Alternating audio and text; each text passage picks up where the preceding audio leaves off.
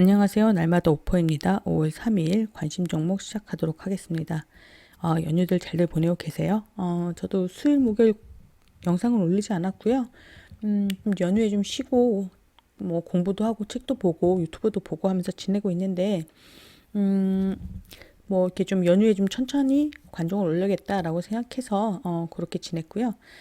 제가 연휴에 유튜브를 보다 보니까 좀 눈에 띄는 영상이 있어서 그걸 좀 잠깐 소개를 하겠습니다.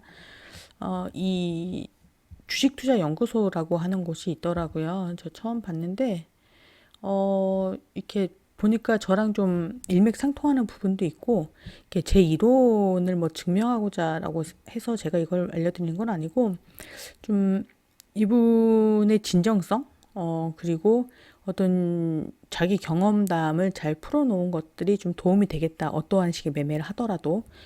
그래서 저는 좀 동의되는 부분이 있더라고요. 그리고, 5일간만 게시를 한다고 하니까, 뭐 그냥 사기꾼 아닌 것 같고요. 진짜 5일 동안 딱 게시하다가 내리실 것 같아요. 회원분들이랑 증론 즉답처럼 이렇게 하신 부분도 있고, 원래 남의 지문을 보면서 공부하는 것도 하나의 큰 방법이니까요.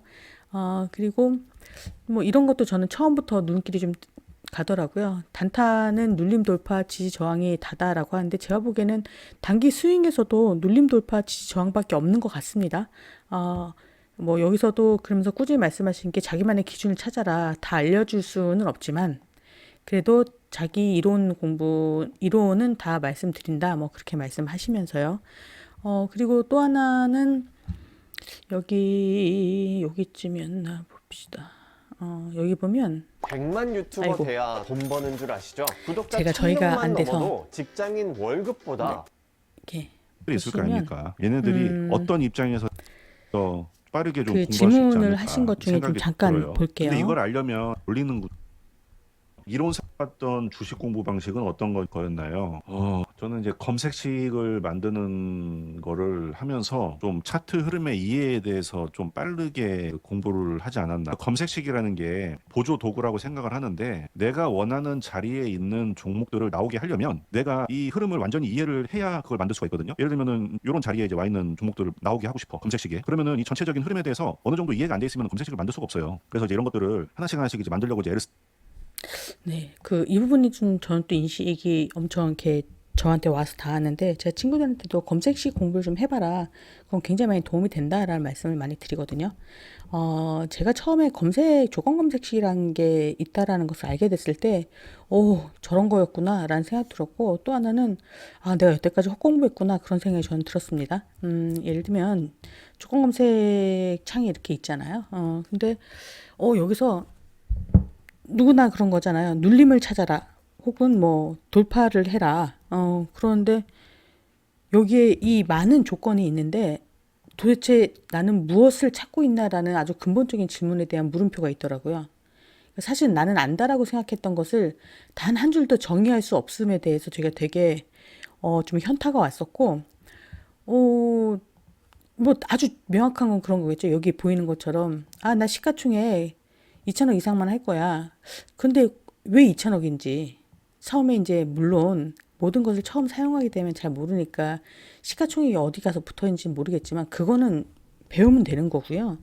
그런데 과연 나는 어떠한 자리를 보는가에 대한 정의를 내가 할 수 없다라면 저는 그게 헛공부라고 생각이 좀 들었습니다. 그래서 아주 기본적인 뭐 이동평균선, 지금 제가 잘 보지 않지만 이동평균선 같은 경우도 마찬가지예요. 정배열에 있는 게 좋다 그러는데, 그럼 정배열이 뭐지? 여기서도 이동평균선 정의할 수 있거든요.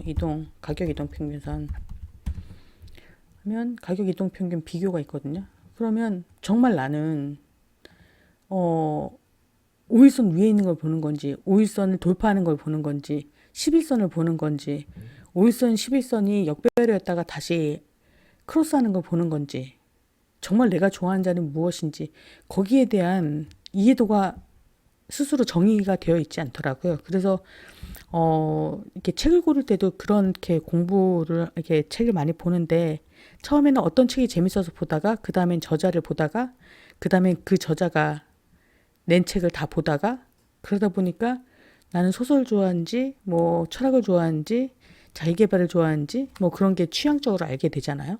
그런 것처럼 이것도 주식을 공부를 우리가 다 하는데 주식 공부를 내가 한 것을 정의할 수 있는 게 저는 검색식이라고 생각하고요. 또 때로는 조건 검색식을 공부를 하면서 이론을 보강하는 것도 한 방법이라고 생각을 하거든요.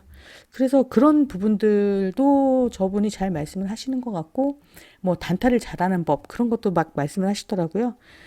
일단은 많이 깨져봐야 된다, 얻어 터져봐야 된다. 전 그 말도 참 재밌었고요. 어, 그, 아마 이론은 다 말씀을 저도 그 사이트에 들어가서 다 보지 않았는데, 이론은 다 말씀을 하시는 것 같고, 어떤 매수매도 타점이나, 그 회원들한테 이렇게 리딩 같이 하시는 것 같은 부분이 있나 봐요. 그런 부분도 이제 유료로 받으시는 것 같은데, 괜찮아 보인다. 저한테 동의되는 부분이 있어서, 보시면 좋을 것 같다라고 좀 소개를 좀 드릴게요. 그리고 제가 관종을 이렇게 뽑아왔는데, 괜히 고민스럽더라고요.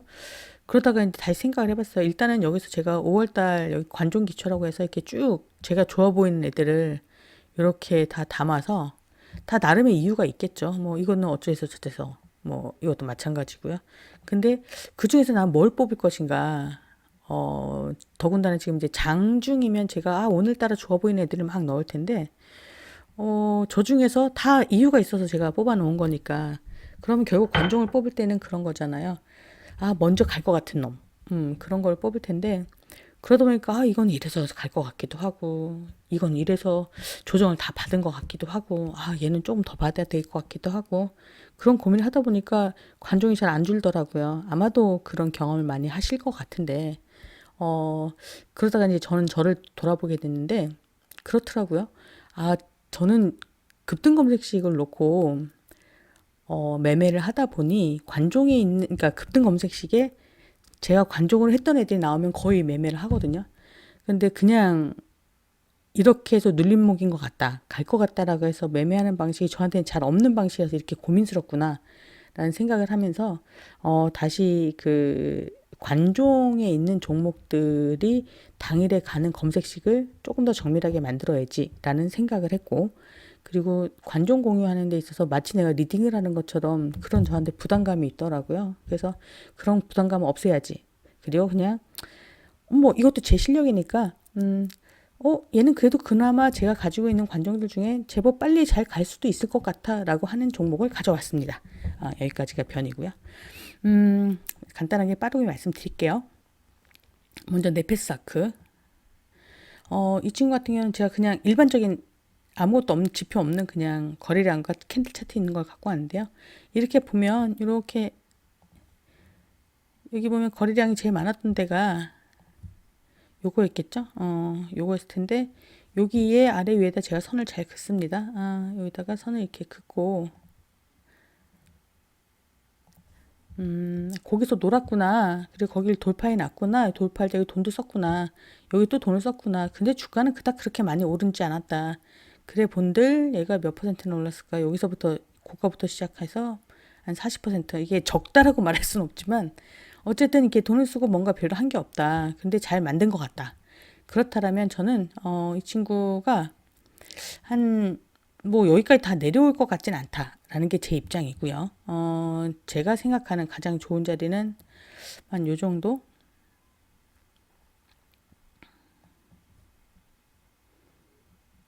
이 정도면 좋을 것 같네요. 한 36,000원 부근? 36,000원 부근이면 여기에 좀 내려와 준다라면 뭐 더없이 고맙게 한 번 더 이렇게 눌러주면 살 것 같고 여기서 바로 가도 상관없는 그래서 그런 자리가 아닐까라고 생각해서 갖고 왔습니다.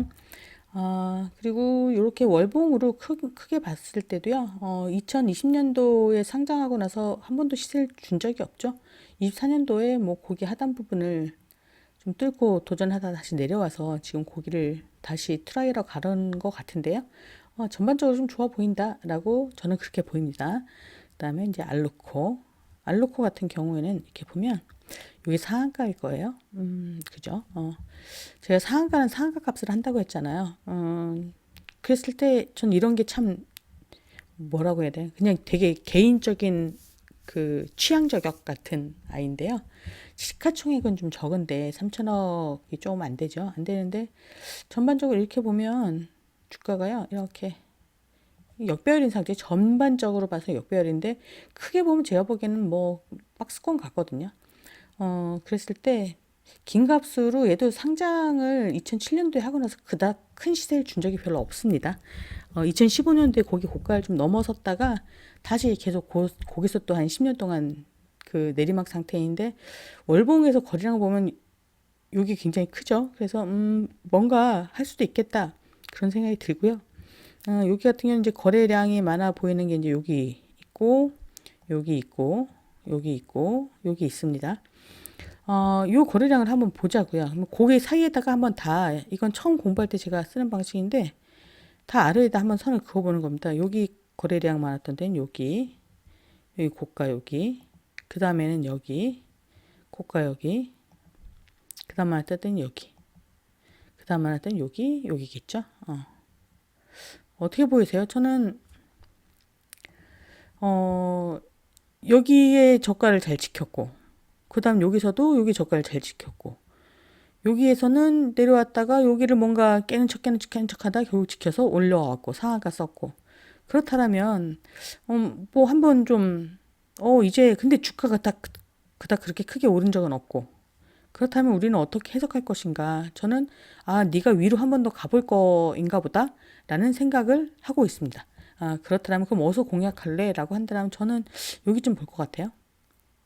여기 지금 여기 좀 내려와 있는 상태잖아요. 그럼 지지와 저항이라면 전 제가 보기에는 여기 단계별로 1차로는 3050원 부근을 그 지지를 했으면 좋겠는데 깨고 내려왔죠. 그럼 2차 저항선은 어딜까? 여기 고가. 그럼 그 다음에 저항선은 또 어디일까? 그러면 저 보면 여기 고가. 이렇게. 저는 이렇게 보이거든요. 그랬을 때 지금은 어쨌든 음봉 상태로 내려와 있는 상태이기 때문에 급하게 돈이 들어온다라면 저 같은 애가 급등 검색식에서 걸린다라면 바로 따라 탈 거고요. 만약에 여기까지 1차로 눌렀다 그럼 눌리면 양봉 나올 때까지 기다렸다가 저는 이렇게 여기서 이렇게 훅 떨어져서 여기서는 못 사거든요. 못 사고 다만 여기서 이렇게 해서 뭐 쌍봉 그런 건 아니고 제가 보는 신호가 있긴 하지만 어쨌든 여기서 다시 양봉으로 만들어 돌렸을 때 그때 뭔가 해석을 해서 가는 편입니다. 그렇기 때문에 지금 자리 같은 경우는 급하게 상한가 쓰고 상한가는 상한가의 값을 하게 되어 있는데 급하게 내려왔으니 그리고 1차 지지선을 깼으니 2차 지지선에서 뭔가 찍고 아니면 3차 지지선까지 찍고 꼬리 말아서 올린다라면 충분히 좀 타점을 노려봐야 되지 않을까 그런 생각을 합니다. 자, 3번 명신산업입니다. 명신산업은 아까랑 비슷하죠. 그러니까 사실 제가 본 차트는 다 비슷해요. 뭔가 거래량이 들어와서 조정하고 돌파해 놓은 자리, 돌파하고 눌렸던 자리 그런 자리를 보는 거니까 여기 보면 뭐 거래량 많았던데 복기를 해볼게요. 보시면 자 여기 있고요. 여기가 한 녀석이 있고 뭐 여기도 쳐주면 여기도 한 녀석이 있고요. 그리고 여기도 있고 여기도 있죠. 요걸 뺀다고 하더라도요. 뺀다고 하더라도 그럼 거기다 선을 한번 그어보자고요. 자, 선을 그러면 여기는 넘었으니까 지금 여기 고가에다 선을 긋고 여기도 저가와 고가에다 선을 긋고 제가 보기엔 여기 언저리가 어떻게든 뭐 이렇게 지지와 저항이든 돌파든 될 것 같거든요. 그러면 1차적으로 저는 한 13,000원 부근이면 12,000원 부근에 손절 잡고 좀 대응해도 되지 않나? 아니면 13,000원을 뭐 깨고 내려왔다가 다시 돌파해 놓은 자리든 아니면 13,000원을 이렇게 손절가로 걸고 장중에 대응을 하든 아니면 돈 들어오면 저처럼 그냥 올라타든 그렇게 좋아 보인다. 이리 보고 저리 봐도 저는 너무 예뻐 보이더라고요. 그래서 얘를 넣을까 말까 하다가 제 입장으로는 돈이 좀 모자라거든요. 모자란데 그래도 뭐 차트상으로는 예뻐 보이니까 넣었습니다. 그리고 2020년도에 상장해서 그 저가를 살짝 2025년도에 이탈했다가요. 지금 2026년도에 살짝 넘겨놓은 상태입니다. 저가가 볼까요? 13,000원이고요. 지금 13,000원을 살짝 이렇게 넘겨놓은 상태잖아요. 그러면 위로 좀 방향성을 잡아 보려고 하지 않나? 최근의 움직임도 그런 생각을 합니다. 뭐 목적지가 가중 크게 본다라면 어떤 상장일 고가를 넘겨야 될 테니까요. 그래야 뭐 새로운 시장이 나오니까. 근데 거기랑은 갭 차이가 크니까 거기까지는 못 보더라도 그럼 이건 주봉으로 봐야 될 텐데 그럼 지금 같은 경우는 이렇게 보면 뭐 주봉으로 봐도 예쁘네요. 굉장히 예쁘고 좋아 보입니다.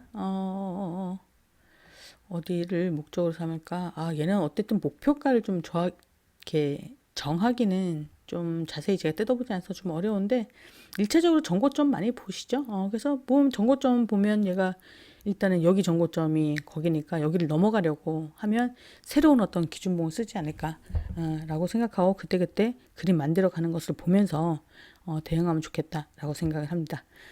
마지막 비추로테크입니다. 비추로테크는 제가 요때에도 제가 처음에 관종 넣었을 때가 요때 요거 상한가죠. 상한가 쓰고 넘어왔으니까요. 언제쯤이었을까요? 비추로테크 여기 있네요. 4월 20일에 상한가를 보면서 제가 했는데 얘가 아마 그때 그렇게 말씀을 드렸을 거예요. 상한가를 지켜주면 좋다. 거기서 언제 어떻게 갈지는 내가 알 수 없지만 상한가를 지켜주고 뭔가를 만든다라면 굉장히 거기를 손절가를 걸고 덤벼볼 수 있을 것 같다라는 말씀을 드렸을 거예요. 그런데 여기서 생각보다 조금 늘어지고 있고요. 지금 이게 며칠째 늘어지고 있습니까? 볼까요? 딱 이렇게 2주 정도, 2주 조금 넘게 늘어지고 있는데 어쨌든 이거를 지키는 것도 저는 어떤 이거 주가를 관리하시는 분들의 영역이라고 생각하거든요. 그래서 좋아 보인다. 저는 이제 좀 시간이 그래도 좀 개미들이 지루할 만큼 흘렀다 싶으니까요. 여전히 기준가는 여기 상한가 고가가 16,250원이니까 만약에 뭐 들어간다라면 손절가 16,000원 정도 좀 넉넉하게 그렇게 잡고 요 사이에서 좀 매매하면 주스면 한 번은 잘 먹을 수 있지 않을까 그런 생각을 합니다. 네, 오늘 관종은 여기까지고요. 제가 봐가지고 좀 비교하는 영상을 찍을까 하는데 상한가 중에서도 예를 들면 그냥 갑툭튀 상한가가 있고 좀 거래량이나 거래 대금을 수반한 상한가가 있거든요. 그런 친구들이 어떻게 더 신뢰성을 가지게 되나 저는 왜 거래 대금을 보나 그런 영상을 좀 한번 찍어볼까 합니다. 그리고 그런 검색 시간 어떻게 만드는지 바로 이어서 한번 보여드리도록 하겠습니다. 일단 오늘 관심 종목은 이렇게 4종목 네페스아크, 알루코, 명진산업, 비추로테크입니다. 네, 이번 시간은 여기까지입니다.